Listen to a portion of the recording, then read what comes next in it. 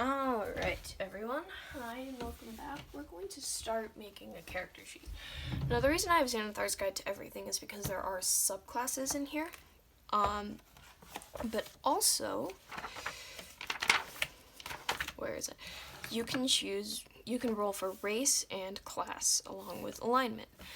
And what I'm kind of going to do is I'm going to do that, and then I'm going to decide subclasses and stuff after that.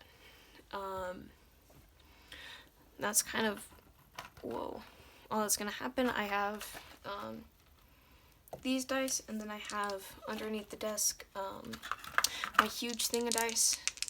And this is a good way to kind of show how dice actually work.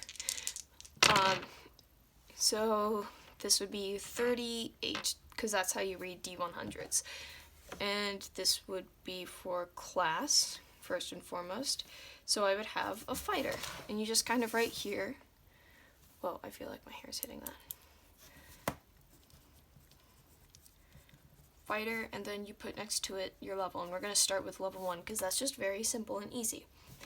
And then for race, we got 81, and that is half elf.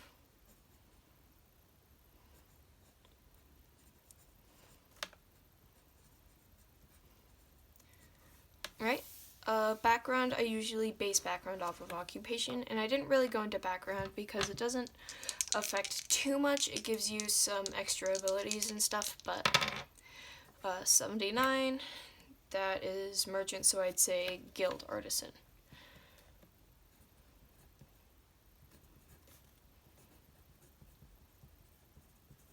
And finally, for the last kind of thing is 3d6, and that's, it says 3d6 right here. And that says 3 six-sided dice. That's kind of how you read that stuff. You just add them together, 4, 5, 7. So I would be neutral evil.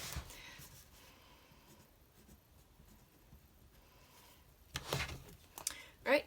And so that's all the important stuff, and we will come back to character name. I probably won't, but you can name your character whatever you want. In Xanathar's Guide to Everything, at the very end, they have a variety of different names, and they have some example names for each race during Player's Handbook. Now, before we go into actually starting anything, we're going to roll 46. Whoa, it's shaking. 46 to get possible ability scores, right? So how you do this is you have a 5, a 3, a 6, and a 6. You take away the 3 because that is the lowest roll you had, and you add up the 5 and 2 6s, which is 17. You just kind of write them anywhere. I like to write them right here, and you do that 6 times. 2, 1, 3, 6, so 2 plus, alright, that's 11. 6, 3, 1, 1, so 6 plus 3, that's 10. 5, 3, 4, 3, 4, 5.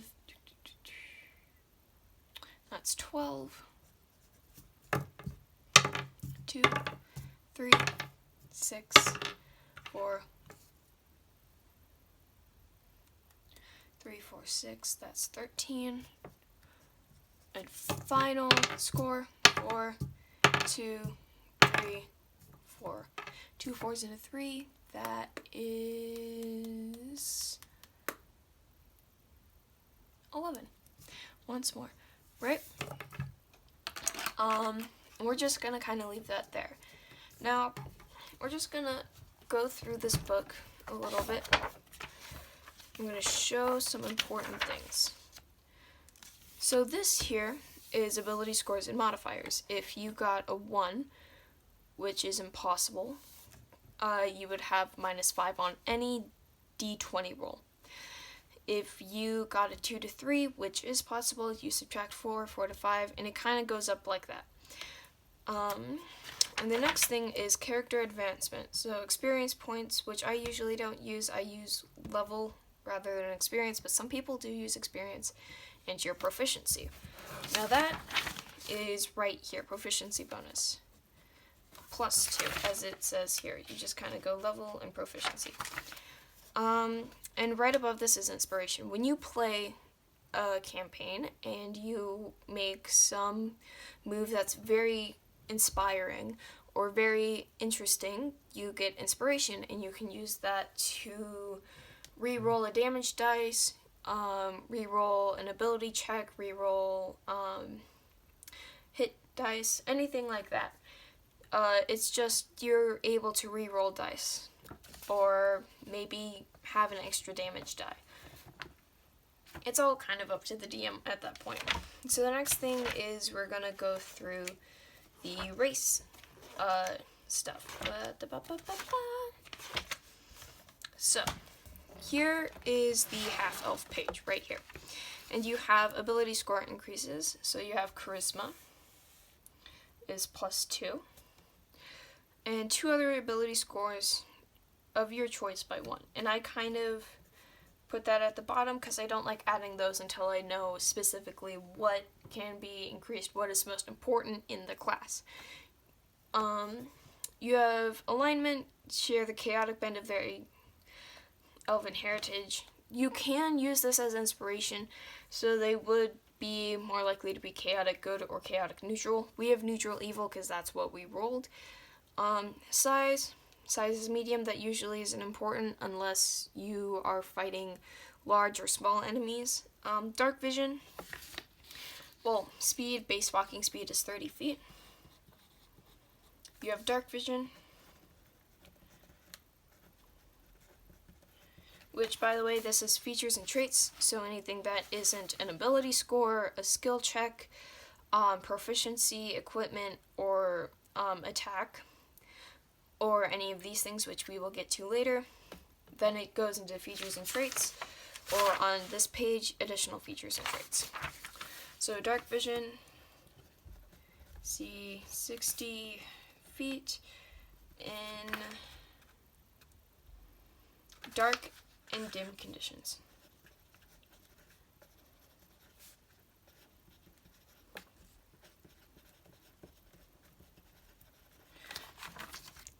Fey ancestry.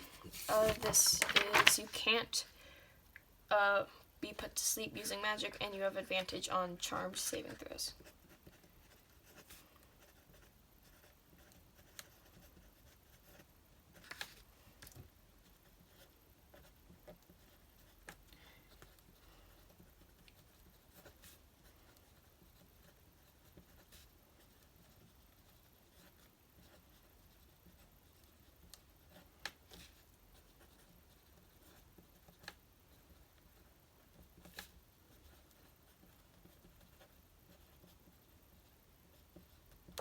Right, and skill versatility, you gain proficiency in 2 skills. I just put a 2 down here because I'll come back to that later. And languages, common,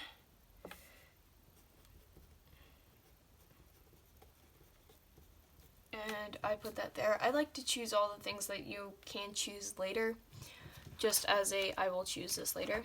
Next, we're going to go to fighter. We're just going to have level 1. So you have things like hit points at first level, 10 plus your constitution. This is where having these is really important. And now I'm just going to kind of really quick put this here and go over these. There's this thing called the tomato analogy for these. So you have strength, how hard you can throw a tomato. Dexterity, how quickly you can dodge tomatoes. Constitution, how many tomatoes you can get hit by before falling down and crying. Intelligence, knowing a tomato is a fruit. Wisdom, knowing that although tomato is a fruit, it should not be put in a fruit salad. I also like to add knowing where a tomato is coming from, because it has to do with knowing your surroundings and stuff. And charisma, being able to sell lots and lots of tomatoes. So when you're just kind of starting out making a character, I'd say look at the quick build. You can make a fighter quickly by following these suggestions. First, make strength or dexterity your highest ability score. Because we are just kind of going randomly with this, I will just roll a d4 to dexterity. So we will have dexterity be our highest at 17 plus 1, so this is an 18. And because anything that is 10 or 11 is 0, and any evens increase it by 1, 10, 12, 14, 16, 18, this 10, 12, 14, 16, 18, this is plus 4. Then your next high score should be Constitution or Intelligence if you plan to adopt the Eldritch Knight martial archetype. We're just going to do, we don't have actually a martial archetype for this. We'll just do Constitution because that's very important, and we'll increase it to 14. We're going to cross off this and erase these things. So 14, 10, 12, 14 plus 2. So this would be 10 plus your Constitution modifier, 12 maximum hit points. This is wiggling, but that's okay. Second, choose the soldier background. We rolled Guild Artisan, so we can't really choose soldier background, but if you did want to make a quick build, that would be a very interesting and very fast and very good way to do it. Proficiencies, this is where this comes in. You have all armor, shields, simple weapons,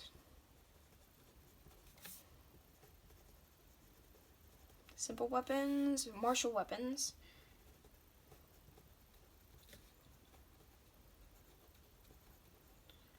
and then this proficiencies, saving throws, you will fill in this dot. So you have strength, you're proficient in, and you fill in the dot, and Constitution, you're proficient in, and you fill in that dot.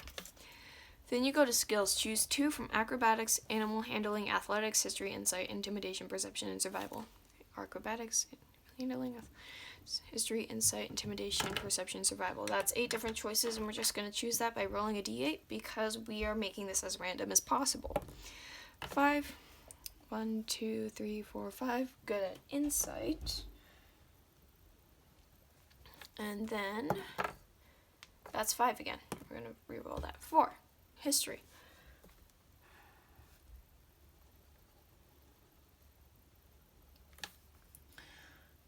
Right.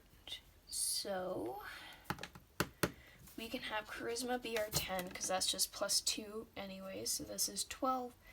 10, 12 plus 1. And everything else, we'll have 12 here so that we have extra with that.